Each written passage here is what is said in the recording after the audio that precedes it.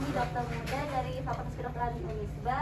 Saya Arinda Cahyani. Teman di sini kami ingin memberikan informasi khususnya buat ibu hamil itu bagi tips atau cara bagaimana menjaga ibu hamil dan janin itu tetap sehat. Langsung saja mungkin ya ke tips yang pertama. Jadi yang pertama itu bersama suami lakukan stimulasi janin. Nah, stimulasi janinnya seperti apa? Seperti kayak sering diajak bicara janinnya sejak awal kehamilan. Kemudian sering mengelus perut ibu hamilnya gitu. Dilakukan sering secara berulang, minimal 4-5 kali sehari. Kemudian yang tips yang kedua yaitu periksa kehamilannya minimal 4 kali selama hamil. Itu dianjurkan dari Kementerian Kesehatan.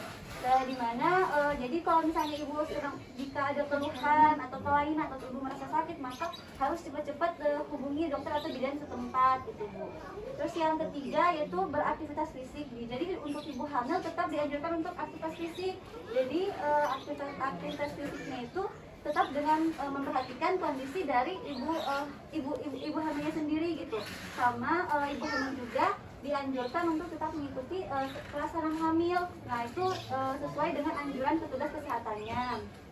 Terus yang keempat yaitu istirahat yang cukup, di mana ibu hamil dianjurkan untuk tidur malam sedikitnya 6-7 jam dalam sehari, dan usahakan untuk tidur siang itu minimal atau berbaring setidaknya 1-2 jam. Jadi harus untuk ibu hamil harus dipersiapkan untuk istirahat yang cukup gitu. Terus yang kelima yaitu makannya lebih banyak dari biasanya. Nah, karena kan mengingat si ibu hamil kan sekarang lagi mengandung ya Bu. Jadi asupan nutrisi juga bukan buat ibu hamil tapi buat si janin juga gitu. Jadi tujuannya untuk biar janinnya itu tetap sehat dan insya Allah semoga lahirnya dengan selamat gitu Bu. Terus kemudian nah ini biasanya pertanyaan yang sering beberapa pertanyaan yang sering diajukan gitu. Apakah kalau misalnya pada saat hamil bisa melakukan hubungan suami istri? Nah, jawabannya tetap diperbolehkan, tapi harus memperhatikan kondisi dari ibu hamilnya sendiri, harus dalam keadaan sehat dan juga harus dikonsultasikan ke dokter atau bidan secepatnya. Kemudian ini yang penting itu menjaga kebersihan diri, seperti harus mandi teratur, kemudian keramas dan menggosok gigi 2 kali sehari, kemudian sering-sering cuci tangan menggunakan pakai sabun dan air mengalir. Kemudian tetap menjaga kebersihan dari payudaranya dan sering-sering untuk melakukan pijitan gitu ke payudaranya agar untuk melatih produksi dari keluar asinya gitu Bu. Terus dan harus menjaga kebersihan daerah kemaluannya dengan cara yaitu tetap sering mengganti celana dalamnya minimal 2 kali sehari gitu. Terus selain juga ada tanda-tanda bahaya yang harus dikenali pada saat kehamilan. Jadi kalau tanda-tanda ini harus segera ke bidan atau dokter setempat gitu. Nah, tanda-tandanya apa? Pertama, kalau misalnya air ketubannya keluar sebelum waktunya. Kemudian yang kedua, ibu hamilnya muntah terus dan tak mau makan gitu, ada penurunan nafsu makan. Kemudian janinnya itu dirasakan kurang bergerak dibandingkan sebelumnya, dan ada demam tinggi dan bengkak kaki, tangan dan wajah atau sakit kepala yang berlebihan disertai kejang, dan juga pendarahan pada hamil muda dan juga hamil tua. Jadi tanda-tanda ini harus dikenali gitu. Kalau misalnya ada tanda-tanda ini, maka harus segera ke pelayanan kesehatan gitu Bu.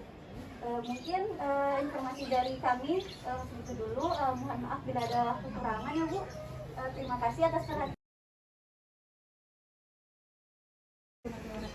Bu. Perkenalkan, saya dengan Dr. Nida Arinda Cahyani dari Unisba. Di sini saya ingin berbagi informasi, mungkin juga sudah dijelaskan oleh teman saya Bu, cara menyusui ASI yang benar. Kan sebelumnya ASI itu kan sangat penting ya Bu untuk bayinya, karena ASI itu merupakan makanan yang terbaik gitu Bu bagi bayi, karena banyak manfaatnya. Manfaatnya itu bisa ke bayinya, bisa ke ibunya juga. Nah, kalau ke bayinya tadi salah satunya bisa mencegah infeksi kan dari bayinya, sama bisa meningkatkan imun juga. Nah, apalagi di masa pandemi ini Bu, jadi imun itu harus ASI itu benar-benar diperlukan gitu untuk meningkatkan imun dari bayi. Sama kalau ke ibu bisa mencegah risiko kanker payudaranya, dan yang paling penting meningkatkan hubungan emosional antara ibu dan juga anaknya. Jadi mungkin saya langsung ke caranya aja ya Bu. Mungkin tadi Bu kurang jelas ya Bu lihatnya. Jadi pertama, posisikan si bayinya itu sampai tegak lurus dengan ibu. Nah, ibu langsung megangnya itu sampai ke bokong bayi gini Bu. Kemudian si perutnya bayi itu jangan sampai harus mengarah ke dada ibu. Jadi tuh misalnya kan kayak gini ya Bu, nah itu harus ke dada ibu. Kemudian posisikan si bayi, kepala bayi itu menghadap, kepalanya menghadap ke payudara ibu. Nah kemudian nanti nah habis itu si bayinya diarahkan tuh Bu, nanti disentuh sedikit sama puting ibu si bibir bayinya, dengan cara untuk tadi megangnya itu dengan yang seperti yang tadi dijelaskan, jangan yang kayak gini tapi yang 4 jari di bawah payudara, yang satu jarinya di atas putingnya Bu. Nah kemudian diarahkan, lalu di simulasi sedikit si bayinya sampai mulutnya terbuka. Nanti kalau misalnya udah terbuka, nah si bayinya langsung disusui gitu Bu, sampai si bayinya kenyang. Nah nanti dihabisin dulu satu payudara, nanti setelah habis nanti diganti lagi ke payudara ke sisi yang sebelahnya. Nah kalau misalnya sudah selesai, bayinya harus ditelungkup gini Bu, kayak gini, nanti disambil dielus-elus sampai bayinya tersendawa gitu. Itu menandakan bayinya sudah kenyang gitu Bu. Nah paling segitu aja Bu, bisa dipraktekkan ya Bu ke bayinya ya Bu. Makasih banyak ya Bu atas waktunya. Wassalamualaikum warahmatullahi wabarakatuh.